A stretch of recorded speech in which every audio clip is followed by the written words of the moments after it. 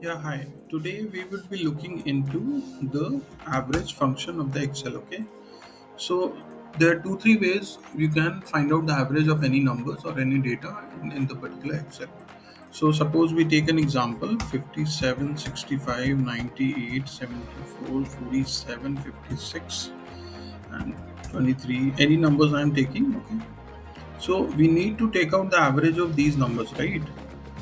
Okay, so the formula for average would be is equal to average, and we just have to select this data and hit enter. We'll find the average. So numbers which are here, the average is 60.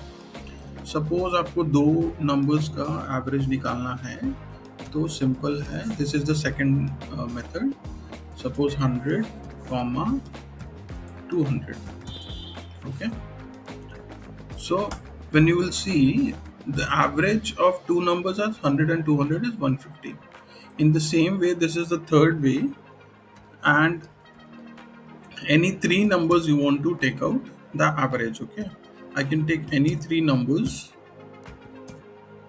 and hit enter. So 297 is the 297.33 is the average for the three numbers.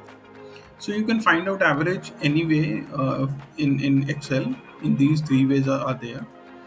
And when you will see, if there is one more way, like suppose if you will select this data now, and so if you can see at the bottom of the screen there is already showing average is 60. So these are the methods of taking out the average.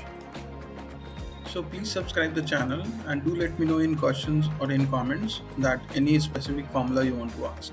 Thank you.